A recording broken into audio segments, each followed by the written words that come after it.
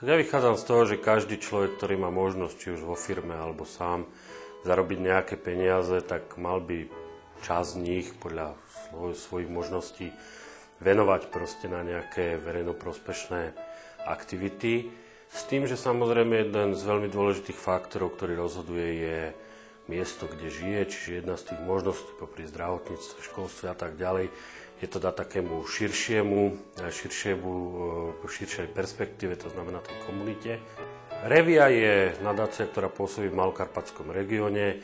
Je tu viacero rokov, to znamená je inštitúciou, ktorá proste má dôveru, je preverenou inštitúciou a preto je pre mňa vhodnou alternatívou na to, aby sme svoje zdroje prostredníctvom nadácie Revia proste umiestnili. Povinnosťou mesta iste je aj podporovať aktivity občanov alebo občianskych združení a spoločnosti. To Pezinok vždy robil a robíme to aj dnes. Chceme to robiť aj naďalej, pretože vieme, že táto činnosť je pre spoločnosť nesmierne dôležitá a často supluje štátne inštitúcie.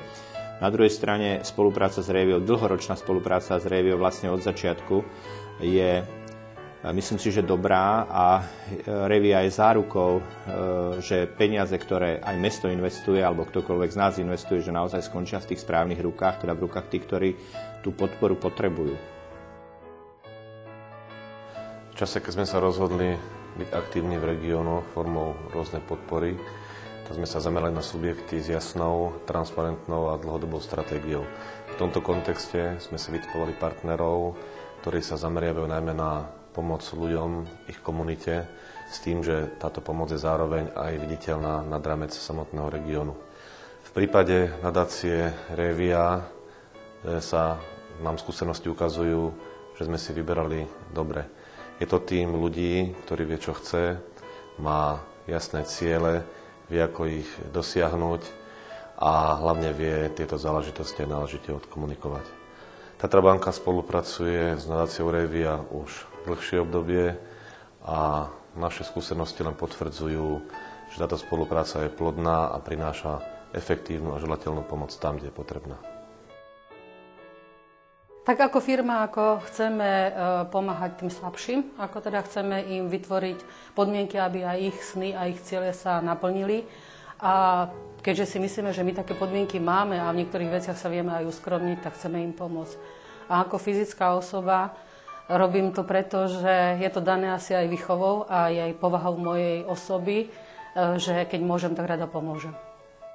Spolupráca s nadáciou Revia je preto u mňa normálna a prirodzená, pretože je to nadácia, ktorá má určité ciele a vízie, s ktorými som aj ja stotožnená.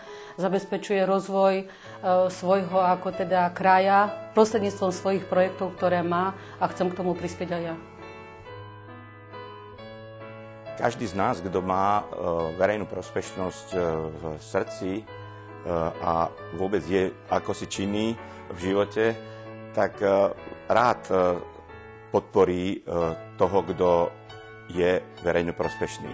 Nadácia Revia má dnes profesionálne vedenie, má aj veľmi dobré ľudsky, sme si porozumeli. To znamená, že ako náhle my máme nejakú akciu, či už je to klub podnikateľov, alebo je to naša firma Nábytok Galan, alebo naše firmy, ktoré organizujú, tak vždy vie pani riaditeľka doktorka Finková zareagovať veľmi pozitívne a jej kolektív sa ujme veci a vieme dotiahnuť veci do konca. Naša spolupráca s nadáciou Revia má svoju minulosť, má svoju prítomnosť a verím, že aj dobrú budúcnosť. V darcovstve vychádzame z filozofie tzv. Venture filantropy, čo je podpora takých aktivít, ktorí z dlhodobého hľadiska zlepšujú kvalitu životného prostredia, prostredí, ktorom nakoniec pôsobíme a pracujú naši ľudia. A prečo cez Reviu? Pretože Revia veľmi dobre pozná túto našu filozofiu, vynikajúco pozná potreby regiónu a v jej štruktúre pracujú skvelí profesionáli na čele s pani doktorkou Finkovou.